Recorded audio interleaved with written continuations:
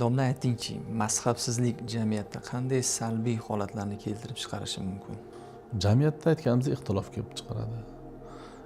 Ixtilof keltirib chiqaradi. Bir yurtdagi imomlar, u mazhabsizlik, bir odam mazhabsiz bo'lsa, sekingina mazhabsiz bo'lib ibodat qilib ketavermaydi-da. Qolganlar noto'g'ri deyishni boshlaydi. U bilan cheklanmaydi-da, ularning tabiatidagi narsa shu. Noto'g'ri deydi, falon narsa bid'at deydi, boshqa deydi. Bu narsa tabiiyki ixtiloflarni boshlanishiga sabab bo'ladi. Odamlar o'rtasidagi tashvishni tug'ilishiga sabab bo'ladi. Undan tashqari o'zi-ku xo'p shu yo'lni tanlabdi. Boshqalarni shu yo'lga boshlash orqali odamlarning ibodati, odamlarni masalan qilayotgan amalini buzilishiga sabab bo'ladi. Masalan, to'rtta mazhabning birortasida ham misol oyog'ini keng qilib turish kerak degan joyi yo'q. Siz kelyapsizda bemazhabman ekan men, ya'ni men hadisdan olaman ekan, Buxoriyda ham bunaqa turibdi ekan deb noto'g'ri uchun shotingizni keng qilib tursiz.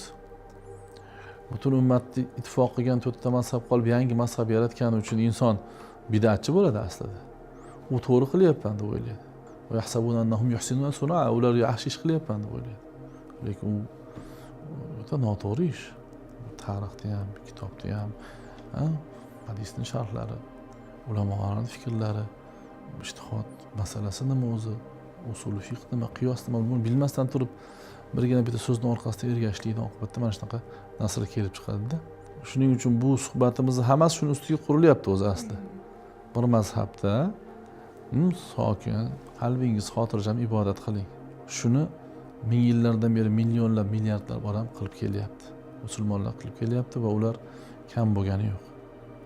Ular adashib ketgani yo'q. O'shalarni adashgan degan odam u o'zi adashgan hisoblanadi. Chunki millionlar odamlar noto'g'ri bo'lib, bitta ikkita odam to'g'ri bo'lishi mumkin emas. Masalan, mana shu jihatlari bor.